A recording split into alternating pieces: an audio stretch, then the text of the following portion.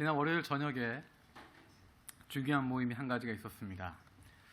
거기를 향해서 가고 있는데 차 안에서 모르는 전화번호가 떴습니다.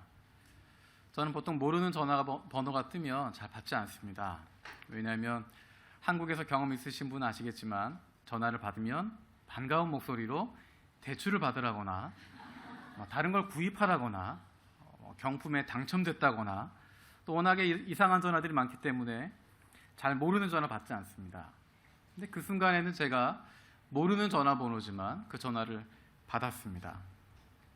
어떤 내용이냐면 급히 병원으로 신방을 와달라는 내용이었습니다. 전화하신 권사님이 속해 있는 구역에 계신 집사님께서 오랫동안 병원에 누워 계셨는데 이제 위중한 상태가 되어서 가족들과 함께 예배를 드렸으면 좋겠습니다. 그래서 병원으로 와달라는 내용이었습니다. 지금 가고 있는 모임, 그 모임은 강북의 끝에서 하고 있는 모임이고 이 전화가 왔던 병원 신방은 강남의 끝에 있는 병원이어서 순간적으로 고민을 했습니다. 내일 간다고 할까? 고민을 하다가 약속을 정하고 저녁 시간에 만나기로 약속을 정하고 모임을 향해서 갔습니다. 제가 웬만하면 그렇게 하지 않고 싶었는데 이 권사님께서 제 전화번호를 모르시기 때문에 여기저기 수소문을 해서 제 전화번호를 찾으셨습니다. 저희는 교육자들의 핸드폰 번호를 교인들에게 잘 알려주지 않았기 때문에 그것을 아는 사람은 굉장히 극히 드뭅니다. 그런데 그것을 직접 전화하실 정도로 여러 가지 노력을 기울였던 것입니다. 그래서 저는 모임을 마치고 그 병원에 가서 병원 신방을 하기로 약속을 잡았습니다. 모임을 마치고 병원을 향해서 출발했습니다. 그날은 비가 오는 날이어서 시내에 차가 많이 막히고 있었고요. 그 모임에는 성경책이 필요 없었기 때문에 성경책을 따로 준비할 수 없어서 핸드폰을 가지고 핸드폰에 있는 성경을 보면서 찬송가를 보면서 오늘 저녁에 병원에 가서 드릴 예배를 준비를 했습니다. 시편 23편의 말씀을 준비하면서 여호와는 나의 목자시니 내게 부족함이 없으리로다. 지금은 이렇게 아프지만 병에 누워있지만 하나님께서 함께 하십니다. 이런 위로의 메시지를 준비했습니다. 근데 중간에 전화가 왔습니다. 방금 소천하셨다는 겁니다. 제가 병원에 도착하기도 전에 그분께서 소천하셨다고 연락이 왔습니다. 하지만 가족들이 와 있고 또 구역 식구들도 와 있어서 함께 예배를 드렸으면 좋겠습니다. 그래서 병원으로 가는 차 안에서 제 설교 제목이 시편 23편 위로하시는 하나님, 목자 되신 하나님에서 임종 예배로 또 유가족을 위한 위로 예배로 갑자기 내용을 바꿔야 됐습니다. 그때 제가 준비했던 설교가 바로 요한계시록 21장에 있는 오늘 말씀에 나와 있는 그 내용입니다. 병원에 도착해서 보니까 그 집사님은 침대에 누워 계시고 가족들이 둘러서 있고 구역 식구들도 그 주위에 둘러서 있습니다. 몇 분 전에 소천하셨기 때문에 아직 병실에 그대로 누워 계시고 시트를 덮지도 않고 그대로 마치 주무시고 계신 것처럼 누워 계셨습니다. 그 손을 만져보니까 아직도 온기가 가시지 않았습니다. 아직도 따뜻한데 그냥 눈 감고 주무시고 계신 것 같은데 가족들은 둘러서서 울고 있습니다. 이제 소천하셨기 때문에 다시는 돌아올 수 없기 때문에 다시는 그 생명 다시 올 수 없기 때문에 안타까운 마음 가지고 울고 있는 것들을 보게 되었습니다. 근데 제가 거기서 할 수 있는 것이 아무것도 없었습니다. 그렇게 슬퍼하고 울고 있는데 그렇게 가슴 아파하고 있는데 제가 해줄 수 있는 것이 아무것도 없었고 그저 주님 이 가족을 위로해 주시고 이 가족의 눈물을 닦아주시고 주님께서 함께 해달라고 어머니의 죽음을 맞이한 그 자리에서 그 아들과 딸이 그 가족들이 어떤 이야기를 듣는다고 위로를 받을 수 있고 어떤 이야기로 그들의 마음을 보살펴 줄 수 있겠습니까? 그저 기도하는 것, 그저 그 자리에 같이 있어주는 것, 말씀을 전하지만 그 자리에 서서 하나님께서 그분들을 위로해 주시기를 바라는 것, 그것 외에는 다른 것이 없었습니다. 제 여든도 지나지 않으셨고 두 아들과 딸이 있는데 아직 잠들어 있는 것처럼 보이는데 아직도 따뜻하고 그 눈가에는 아직도 눈물이 남아있는데 그분이 더 이상 돌아올 수 없다고 하는 것, 그것 때문에 슬퍼하는 가족들. 세상에는 우리가 예측할 수 없는 일들이 많이 발생합니다. 생각하지 못했던, 예정하지 못했던, 그리고 원치 않았던 많은 일들이 우리의 생활 가운데 나타나게 됩니다. 그래서 마음이 아프고 힘든 일들이 생기게 됩니다. 그런데 세상에서뿐만 아니라 교회 안에서도 믿음 생활 잘 하겠다고 생각하는데도 그 안에서 여러 가지 아픔이 생기고 힘든 일이 생기고 눈물 나는 일들이 생기게 되어집니다. 예수님을 증거하고 그 말씀대로 살아가고 하나님 말씀 선포하고 그 말씀 순종하며 하나님의 자녀답게 살아가려고 노력하는데 아픔과 슬픔들이, 우리를 힘들게 하는 일들이 우리를 따라다니게 됩니다. 우리는 그것들이 없어지기를 바라는 것이 아니라 오히려 하나님께서 위로해 주실 것을 기도하게 됩니다. 하나님께서 어떻게 위로해 주실까? 하나님이 어떻게 하나님의 백성들을, 하나님의 사람들을 위로해 주실까? 오늘 말씀은 바로 그 말씀입니다. 사실 오늘 본문의 말씀은 제가 장례 예배를 할 때 또는 유가족 위로 예배를 할 때 사용하는 본문입니다. 돌아가신 분을 앞에 두고 가장 큰 아픔을 당하고 가장 큰 슬픔을 당하고 있는 가족들을 향하여서 하나님께서 위로해 주십니다 라고 하는 메시지로 드리는 설교가 바로 오늘의 본문 말씀입니다. 그리고 그 이전에는 제가 힘들고 어려울 때, 사역하다가 답답할 때, 정말 하나님을 위해서 내가 무엇인가를 하고 있는데, 내가 믿음을 가지고 이 일을 하고 있는데 그것으로 말미암아 오해를 받기도 하고 그것 때문에 어려움을 당하게 되었을 때, 내가 정말 믿음으로 나아가고 있는데 하나님이 원하신 일을 감당한다고 노력하고 있는데 그것으로 말미암은 아픔을 당하게 되었을 때, 가슴 답답하고 힘들 때, 세상 바라볼 수 없을 때, 사람들 의지할 수 없을 때, 눈물조차 나지 않을 때, 그럴 때마다 제 스스로가 다시 읽고 묵상하고 그것으로 말미암아 위로함을 받았던 말씀이 오늘 읽었던 그 말씀입니다. 이 말씀을 통해서 우리에게 위로를 주시는 하나님을 경험하게 되기를 원합니다.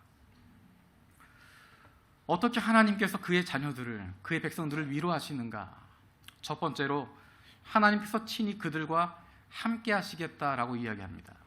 우리 3절 말씀 같이 읽도록 하겠습니다. 내가 들으니 보좌에서 큰 음성이 나서 이르되 보라, 하나님의 장막이 사람들과 함께 있음에 하나님이 그들과 함께 계시리니 그들은 하나님의 백성이 되고 하나님은 친히 그들과 함께 계셔서. 아멘. 영원하신 하나님께서 하나님의 백성들과 함께 하겠다고 이야기하십니다. 하나님의 장막이 그들과 함께 하겠다, 그 백성들과 함께 하겠다 말씀하십니다. 성경에서 하나님의 장막이라고 하는 것, 다른 표현으로 이야기하면 성막이라고 하는 것, 성전이라고 하는 것, 그것은 하나님의 임재를 뜻하는 것이었습니다. 이스라엘 백성들이, 히브리 노예들이 출애굽하게 되었을 때, 여호와 하나님께서 그들을 이끌어내셨을 때 광야를 지나는 가운데 가장 먼저 했던 것, 그것은 바로 성막을 짓는 것이었습니다. 왜냐하면 앞으로 그들의 가는 길 가운데 하나님이 함께 하신다라고 하는 것을 보여주기 위해서입니다.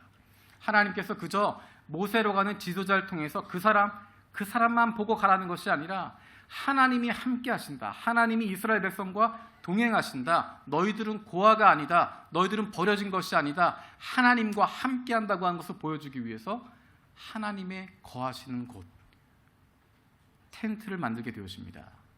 그 텐트는 거룩한 텐트, 성막이라고 부르게 되었습니다. 왜냐하면 하나님께서 임재하시는 것을 상징하기 때문에, 하나님이 함께 한다고 하는 것을 보여주기 때문에 그것이 거룩한 곳, 거룩한 성막이 되어집니다. 그래서 이스라엘 백성이 40년 동안 광야를 이동하게 되어질 때 그들의 중심에는 그 성막이 있었습니다. 단지 텐트 하나가 있는 것이 아니라 하나님의 임재를 상징하고 있는, 그 텐트를 볼 때마다, 그 성막을 볼 때마다 하나님이 우리와 함께 하시는구나, 그리고 그 위에 구름 기둥이 있고 불 기둥이 있는 것을 보면서 하나님이 우리와 함께 하신다. 우리는 버려진 것이 아니고 우리는 그의 백성이고 그의 사랑받는 자녀들이다라고 하는 것들을 확인하게 되어집니다. 그 성막은 이스라엘이 가나안으로 들어간 이후에도 계속 존재하게 되어집니다. 그래서 그 성막을 볼 때마다 하나님이 우리와 함께 하신다. 성막 안에 있는 언약궤를 보면서 하나님의 임재를 경험하게 되어집니다. 그 성막이 달라지게 되는 것이 다윗 왕 때 달라지게 됩니다. 다윗 왕이 왕국을 통일시키고 왕국이 안정된 이후에 성막을 생각할 때마다 안타까운 마음을 갖게 되어집니다. 나는 이렇게 화려한 궁전에 있는데 하나님이 이렇게 초라한 텐트 안에 계시다고 하는 것, 그것에 대한 마음의 부담감을 가지고 하나님께 기도합니다. 하나님, 제가 성전을 짓게 해주십시오. 하나님을 위해서 제가 성전을 짓겠습니다. 중간 과정은 나중에 설명을 드리고, 다윗이 그 성전을 짓지 못하고 다윗은 성전을 짓는 모든 준비를 마치게 되어집니다. 그리고 그 아들 솔로몬이 성전을 짓게 되어집니다. 솔로몬의 성전이라고 부르기도 하지만 사실은 다윗이 모든 것을 준비했기 때문에 다윗의 성전이라고 불러도 큰 무리가 없을 것입니다. 다윗과 솔로몬이 지었던 성전, 그것의 의미는 무엇이냐면 이스라엘 왕국 가운데 하나님이 함께 하신다는 것입니다. 이스라엘 백성은 하나님의 백성이다라고 하는 것을 보여주는 것이 예루살렘 성전이었습니다. 그 성전을 향해서 기도하고 그 성전을 향해서 사람들이 나아가고 성전으로 올라가면서 찬양하고 성전에서 예배하는 가운데 하나님의 임재를 경험하게 되어지고, 그 성전은 바로 이스라엘 백성들에게 우리가 하나님의 백성이라고 하는 것, 하나님이 우리 편이라고 하는 것을 보여주는 것이었습니다. 그런데 그들의 죄악으로 말미암아서 이스라엘이 멸망하게 되어집니다. 남북으로 갈라진 이스라엘과 유다가 멸망되게 되어지고 포로로 타국에 끌려가게 됩니다. 그때 하나님께서 선지자들을 통해서 주신 메시지가 바로 그들의 성전을 재건하는 것입니다. 하나님의 임재하시는, 하나님의 임재를 상징할 수 있는 그 성전을 재건함을 통해서 하나님이 다스리신 나라가 회복될 것이라고 하는 희망을 갖게 되어집니다. 우리가 성전을 재건하고 나면 하나님께서 우리와 함께 하시면 우리가 하나님의 백성이 다시 될 것이다. 하나님이 회복시키신다. 그러한 확신을 갖게 되어집니다. 그래서 그들이 포로에서 돌아오자마자 가장 먼저 한 것이 성전을 다시 짓는 것이었습니다. 예전에 있었던 예루살렘 성전, 다윗과 솔로몬의 성전보다는 작지만, 미천하지만, 보잘것없지만 그 성전을 다시 재건함을 통하여서 하나님이 다스리시는 나라, 하나님의 백성으로서의 정체성을 보여주게 됩니다. 이후에 그 인간의 손으로 만들었던 성전은 무너지게 되어집니다. 하지만 성경에서는 끝까지 하나님의 성전에 대한 이야기를 하고 있습니다. 하나님이 하나님의 사람들과 함께 한다고 하는 상징, 그것으로 해서 성전, 오늘 본문에 이야기하고 있는 하나님의 장막이 그것을 의미하는 것입니다.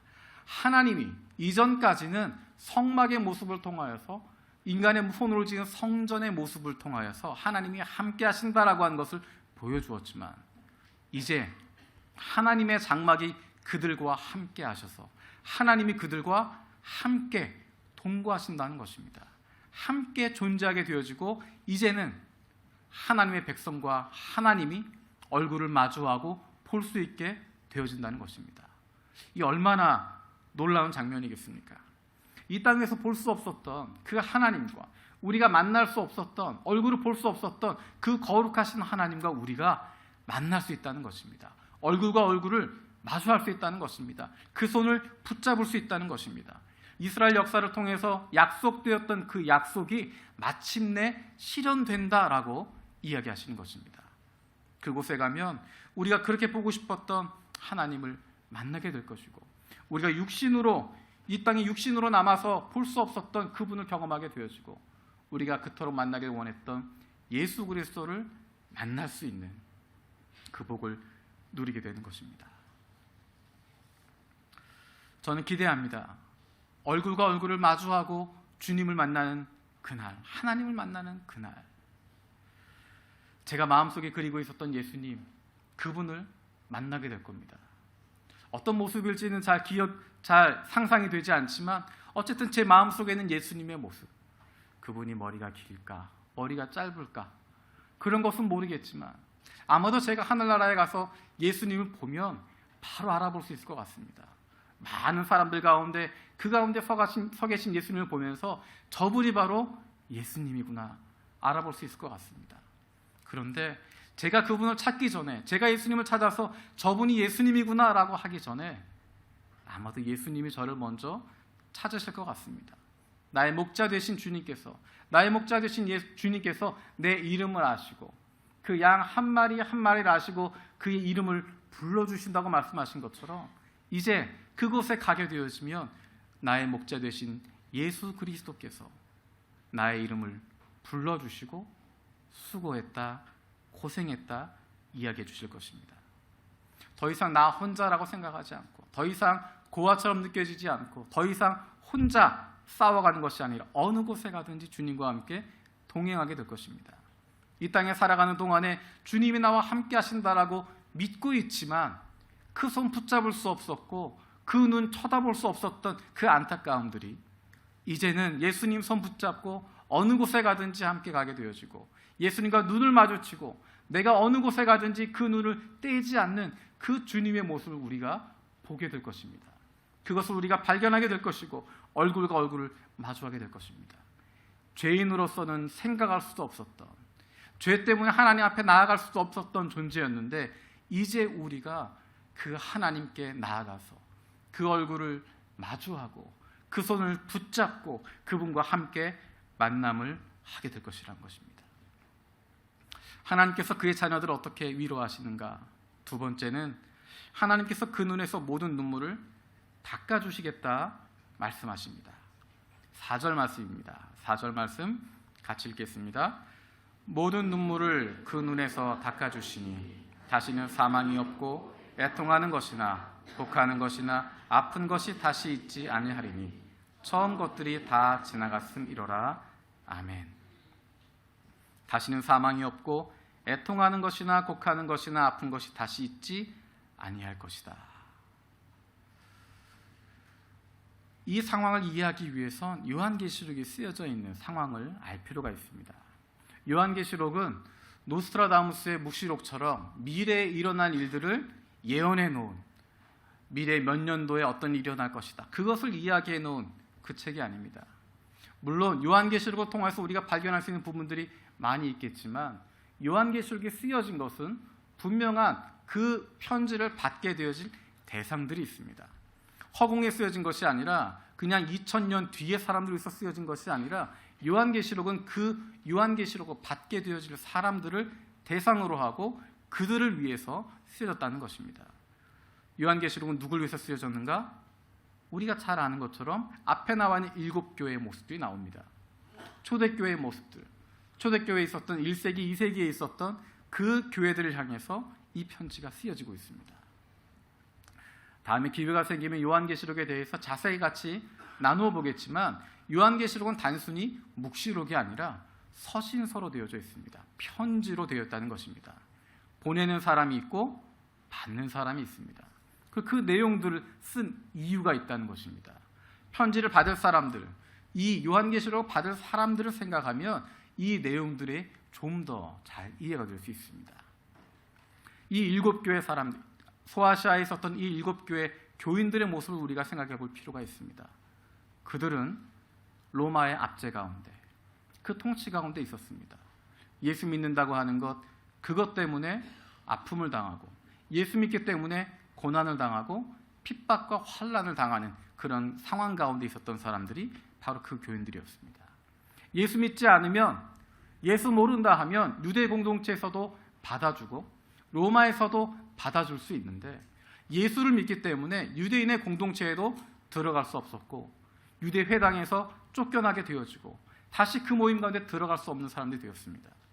예수 믿기 때문에 로마 황제에게 절할 수 없었고 예수 믿기 때문에 고난을 당하게 되어지고 그들이 가지고 있는 것을 빼앗길 수밖에 없었고 예수 잘 믿는다는 이유 때문에 가족들이 흩어질 수밖에 없었고 숨어 지낼 수밖에 없었고 카타콤에 들어갈 수밖에 없었고 겉으로 이야기할 수 없는, 마음껏 찬양하고 마음껏 복음을 이야기할 수 없는 그런 상황 가운데 있었습니다. 마치 하나님이 안 계신 것처럼, 이제 곧 오신다고 하셨던 예수 그리스도 그분이 다시는 안 오실 것처럼 이 땅과 만물을 다스리는 하나님의 권능이 없고 마치 로마를 다스리고 있는 그 사탄의 영만 가득 찬 것처럼 느껴지고 있는 그 시기에 그 환난과 어려움 가운데 있는 예수 그리스도를 증거하고 하나님의 말씀을 선포하고 그 말씀을 순종하기 때문에 고난받고 어려움 당하고 눈물을 흘리고 있는 그 사람들에게 요한계시록이 쓰여졌던 것입니다. 다른 이유 때문이 아니라 예수님 때문에, 예수 잘 믿는다고 하는 것 때문에, 예수를 잘 믿겠다고 하는 것 때문에 고통을 당하고 아픔을 당하는 사람들, 그 사람들을 위해서 하나님께서 말씀하십니다. 그들의 눈에 눈물을 닦아주시겠다 말씀하십니다. 하나님께서 저와 여러분들에게 이렇게 말씀하십니다. 내가 너희의 눈에서 모든 눈물을 닦아주겠다 말씀하십니다. 수고했다 말씀하시고 고생했다 말씀하시고 그동안 얼마나 마음이 아파하니 얼마나 힘들었니라고 말씀해 주시고 우리의 등을 두드려 주실 것입니다. 우리 가운데 예수 믿는 것 때문에 우리 안에 있는 얼마나 많은 아픔과 슬픔들이 있는지 모릅니다. 우리 안에 있는 그 아픔, 내 안에 있는 그 아픔 다른 사람이 알지 못합니다. 얼마나 마음이 아팠는지 누구에게 말할 수조차 없는 아픔들이 우리 가운데 있습니다. 웃어도 웃는 게 아니다 라고 한 그 말처럼 마음속에 밖으로 드러낼 수 없는, 밖으로 눈물 흘릴 수 없는 그런 아픔들이 얼마나 많이 있었는지 모릅니다. 사랑하는 가족들을 위해서 흘리는 얼마나 많은 눈물들이 있습니까? 내가 사랑하기 때문에 섬겨주고 싶은데, 사랑해주고 싶은데 그렇게 할 수 없어서 흘리게 되어지는 눈물들, 사랑하지만 돕고 싶지만 붙잡아 주고 싶지만 어찌할 수 없어서 흘릴 수밖에 없었던 그러한 눈물들, 가슴 아팠던 것들, 그것들을 향하여 주님께서 말씀하십니다. 수고했다, 고생했다, 네 마음 내가 다 안다 말씀하십니다. 하나님께서 맡겨주신 사명들 때문에, 하나님께서 주신 사역들 때문에 흘렸던 눈물들, 그것 때문에 어려워했던 것들, 잘 믿겠다고 하기 때문에 가슴 아파야 했던 일들, 순간들, 그 눈물들, 하나님의 자녀답게 살아가려 하다 보니 겪을 수밖에 없었던 어려움들, 그것들에 대하여 괜찮다 말씀하시고 그 어려움, 그 아픈 것 내가 다 안다 말씀하시며 우리를 위로해 주십니다. 하나님 앞에서는 눈물을 감출 필요가 없습니다.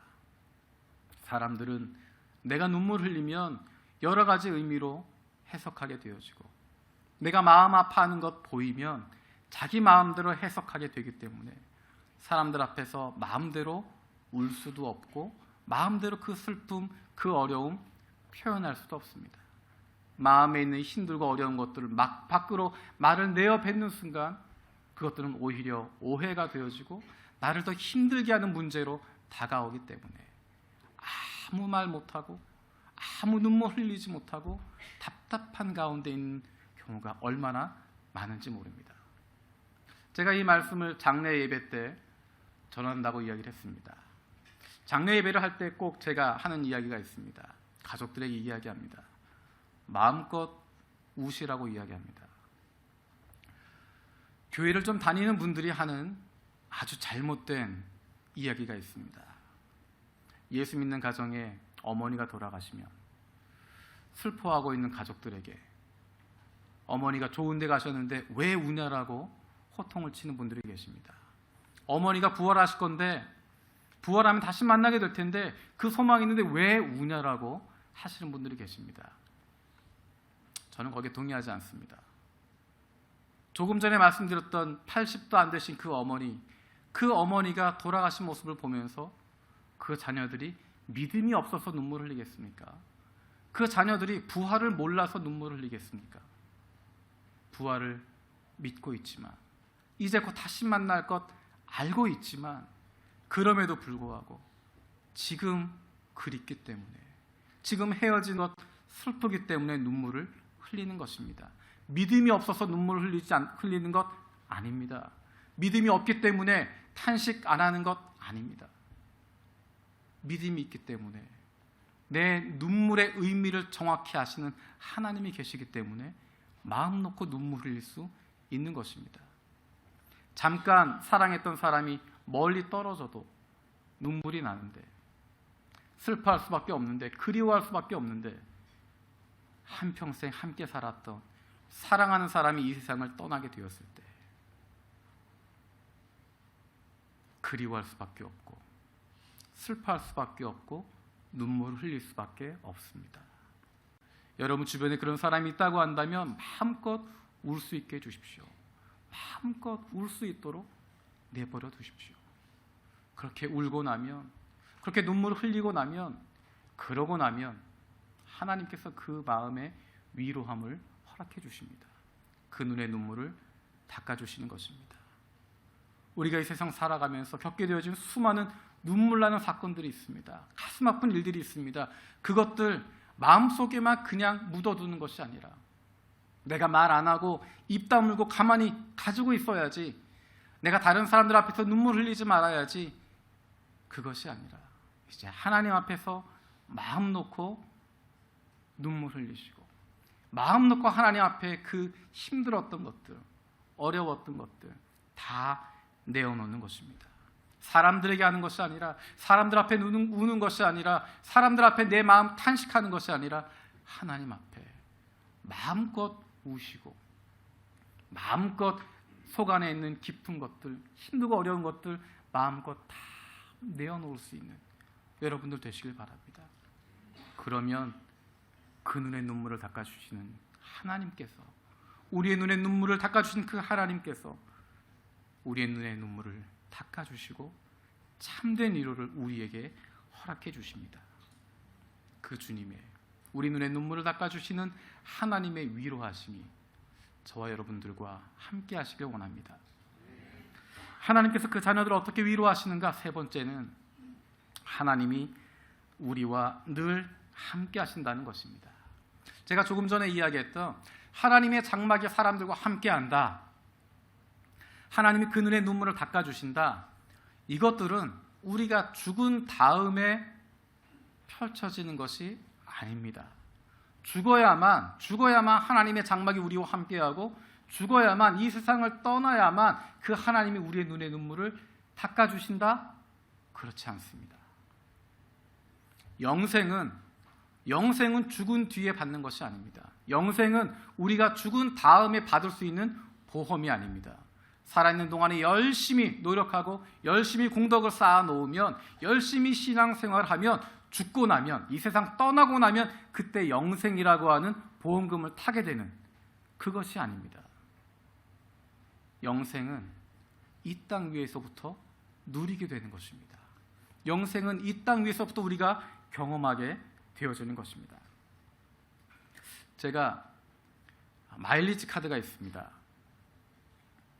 오래전부터 마일리지 카드가 있고, 또 신용카드 연결해서 사용하면서 나름대로 마일리지가 많이 적립이 됐습니다. 마일리지 카드를 어디에 쓰는지 아십니까? 아무도 마일리지 카드가 없으신가요? 마일리지 카드는 말 그대로 마일리지를 쌓아서 보너스 항공권을 받는 겁니다. 지금은 어떻게 달라졌는지 모르겠지만 제가 기억하고 있는 것은 7만 마일을 쌓으면 미국행 비행기표를 받을 수 있습니다. 왕복 비행기표를 살 수 있습니다. 3만 마일을 하면 아시아, 동남아시아권을 할 수 있습니다. 일반석을 비즈니스로 업그레이드 할 수도 있고, 그런 혜택들이 주어집니다. 말이 보너스 항공권이지 7만 마일을 모은다고 하는 것 쉬운 일이 아닙니다. 미국을 몇 번을 왔다 갔다 해도 7만 마일이 되지 않습니다. 굉장히 오랜 시간이 걸립니다. 마일리지 카드를 가지고 있던 어느 날 저에게 모닝캄 카드가 왔습니다. 왜 왔는지는 잘 모르겠는데 모닝캄 카드라고 하는 마일리지 카드가 왔습니다. 여전히 그걸 들고 다녔습니다. 비행기를 탈 때마다 적립을 하면서 언젠가 타고 말 거야, 언젠가 7만 마일이나 꼭 하고 말 거야, 그 생각을 하면서 열심히 적립을 했습니다. 근데 아시는 분은 아시겠지만 대한항공이라고 하는 항공사가 같이 연계되어 있는 항공사들이 있습니다. 그게 스카이팀이라고 하는 항공사들이 연계가 있습니다. 어느 날 제가 교수님을 모시고 남미에 있는 페루라고 하는 나라에 어떤 일 때문에 방문하게 되었습니다. 팀들이 같이 가게 되었는데 돌아올 때 공항에서 기다리는 한 200명 넘는 사람들이 줄을 서 있습니다. 밤 12시 비행기인데 몸은 피곤하고 힘든데 200여 명이 줄을 서 있는 것을 보고 야, 저기를 어떻게 서야 되나 막막한 생각이 들었습니다. 제가 호기심이 많아서 여기저기 기웃기웃 거리는 거 좋아하는데 옆에를 보니까 카운터 하나가 텅텅 비어 있습니다. 거기에는 뭐라고 써 있냐면 비즈니스 클래스, 프레스티지 클래스 그렇게 되어 있습니다. 근데 그 밑에 자세히 보니까 스카이팀 엘리트 멤버라고 되어 있습니다. 제가 가지고 있는 모니캠 카드에 보면 스카이팀 엘리트 멤버라고 하는 내용이 들어가 있습니다. 아까 이야기했던 것처럼 그 항공사들이 같이 만든 연합체인데 제가 갖고 있는 마일리지 카드를 엘리트 멤버로 쳐주는 겁니다. 조심스러운 생각에 제가 모험심이 많기 때문에 가서 물어봤습니다. 혹시나 하는 마음으로 제가 이 카드 가지고 이 창구에서 수속을 진행할 수 있나요? 할 수 있답니다. 한 가지 더 물어봤습니다. 저랑 같이 하고 있는 팀원들이 여기 있는데 이 사람들도 같이 여기서 수속할 수 있나요? 있다고 이야기합니다. 저는 그 마일리지 카드 그것 때문에 교수님을 비롯해서 다른 팀원들에게 굉장히 큰 혜택을 베풀면서 200여 명이 기다리고 있는데 저희 팀은 기다리지 않고 수속을 진행할 수 있었습니다. 마일리지 카드 때문에. 공항에 들어간데 라운지가 있습니다. 라운지에 엘리트 멤버 온리라고 쓰여져 있습니다. 호기심에 카드를 들고 갔습니다. 혹시 이 카드 쓸 수 있나요? 웰컴이라는 겁니다. 다른 사람들은 되냐고 물어보지 않고 저만 들어갔습니다. 들어갔더니 그곳에 있는 음식들 다 무료, 누워서 쉬는 것 무료, 인터넷 무료, 몇 시간이건 그 안에서 쉴 수 있도록 해줬습니다. 뭐 때문에? 마일리지 카드 하나 때문에. 그런데 제가 그 공항을 5, 6번을 다녔습니다. 그런데 그때가 처음으로 그 카드로 라운지에 들어갔습니다. 그 전에도 제가 이것을 알고 있었다고 한다면 그렇게 200~300명 줄 설 필요도 없었고 공항에서 몇 시간 동안 대합실 구석에 앉아서 시간만 보면서 왜 이렇게 시간이 안 가나 배고픈데도 사 먹지 못하고 비행기에서 밥 줄 것만 기다리면서 밥 한 그릇만 더 주세요. 그러고 있었던 모습이 갑자기 떠올랐습니다. 그때도 제 주머니에 그 마일리지 카드가 있었거든요. 그 카드를 분명히 주머니에 꽂고 있는데 그것을 쓸 줄을 몰라서 몇 번이건 그것에 가서 늘 그렇게 불쌍하게, 늘 그렇게 힘들게 있었습니다. 전 영생이라고 하는 것이 이것과 비슷한 것 같습니다. 어디 영생을 마일리지 카드하고 비교할 수 있겠습니까? 우리는 영생이라고 하는 선물을 받았습니다. 영생은 곧 하나님을 알고 하나님과 동행하는 것입니다. 오래 사는 것이 아니라 장수하는 것, 무병장수하는 것이 아니라 하나님과 함께하는 것, 그것이 영생이라고 말씀하십니다. 우리가 영생을 선물로 받았는데 제가 마치 7만 마일이 쌓아야 보너스 항공권 받는 것처럼 그것에만 관심을 두고 실제로 내 삶 속에 쓰지 못했던 그런 어리석음이 어쩌면 우리의 삶 속에도 있는지 모르겠습니다. 육신의 죽음 이후에만 누리는 영생이라고 생각하고 육신의 죽음 이후에만 하나님과 함께한다고 생각하게 되어지고 이 땅에서 살아가면서 이 땅에서는 마치 고아인 것처럼 아무도 나를 돌보지 않는 것처럼 아무도 내 기도 들어주지 않는 것처럼 내가 힘들고 어려운 상황 가운데 있을 때 나 혼자 떨어져 있는 것처럼 아파하고 힘들어하고 나 혼자 낭망할 때가 얼마나 많았는지 모릅니다. 복음은 우리에게 하나님이 함께 하신 영생을 허락해 주었습니다. 이 땅에 살아가는 동안에 우리가 어느 곳에 있든지 어떤 상황에 있든지 하나님이 우리와 함께 하신다 말씀하십니다. 그것이 바로 영생이고 그것이 바로 복음을 통해서 우리에게 주시는 놀라운 약속인 것입니다. 우리와 함께 하신 주님, 임마누엘 주님께서 마태복음 28장에 이렇게 약속을 주셨습니다. 볼지어다 내가 세상 끝날까지 너희와 항상 함께 있으리라. 이 약속은 조건이 붙어있는 약속이 아닙니다. 온 땅과 만민들을 제자로 삼을 때만 함께하겠다 말씀하시는 것 아닙니다. 예수 잘 믿을 때만 함께하겠다 말씀하시는 것 아닙니다. 교회 열심히 헌신하고 열심히 출석하고 좋은 믿음 가지고 있을 때 그때 함께하겠다 말씀하시는 것 아닙니다. 몇 명을 전도하고 몇 명을 예수님께로 돌아오게 해야, 네가 무엇인가 잘해야, 교회에서 열심히 봉사해야, 성경 많이 읽고 믿음 좋고 기도 열심히 하는 좋은 신앙인이어야 함께하겠다 말씀하지 않습니다. 예수 그리스도를 나의 주로 영접하고 하나님의 자녀가 되어진 모든 사람들과 아무런 조건 없이, 아무런 대가 없이 내가 너희와 세상 끝날까지 영원히 함께하겠다 주신 약속이 바로 예수님의 임마누엘의 약속입니다. 우리가 어느 곳에 있든지, 우리가 어떤 일을 하든지, 어떤 상황 가운데 있든지 우리와 동행하신다고 약속하시는 것입니다. 우리가 우리의 인생을 돌아보면서 내 인생 평안하다라고 고백할 수 있는 것은 아무 일도 없기 때문에 그런 것이 아닙니다. 우리의 인생길 가운데 우리의 내 평생에 가는 길이 평탄하기 때문에 그런 것 아닙니다. 늘 잔잔한 강 같기 때문에 그런 것 아닙니다. 때로는 큰 풍파가 몰아치고 무섭고 어렵기도 하고 폭풍 가운데 빠져 있어서 나갈 길 전혀 보이지 않는 답답한 상황 가운데 있어도, 내가 지금 어느 곳에 있는지조차 알 수 없는 그런 어려움 가운데 있어도, 그래도 우리 주님께서 나와 함께 하시기 때문에, 임마누엘 그 주님이 나와 함께 하시기 때문에 내 평생 가는 길 평안하다, 평안하다 고백할 수 있는 것입니다. 찬송가 413장 찬양을 같이 불렀으면 좋겠습니다.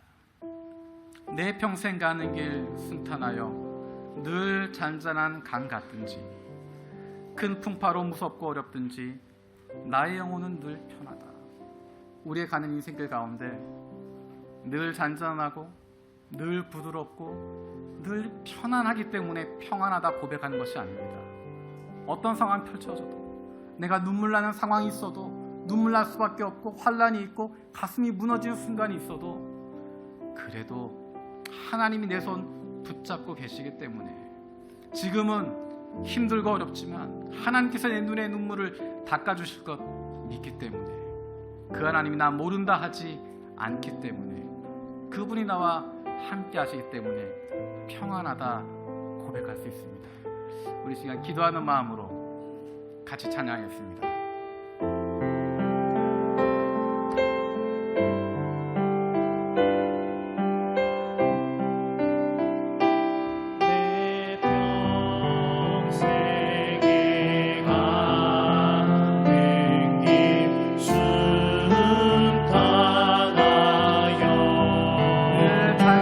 늘 잔잔한 강 같든지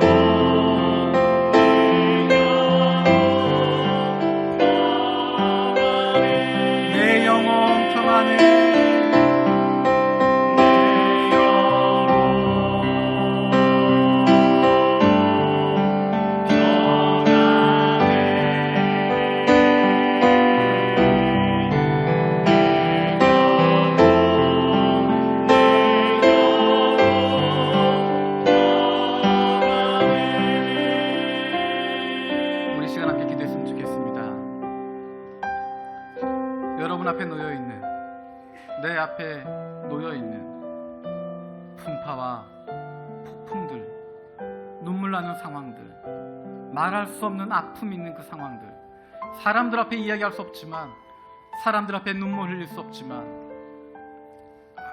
하나님 앞에, 내 눈물 닦아주실 그 하나님 앞에 고백할 수 있길 원합니다. 이 시간 기도할 때, 하나님, 내 삶 가운데 이러한 풍파가 지금 있습니다. 내 삶 가운데, 내 길 가운데 이러한 폭풍이 놓여져 있습니다.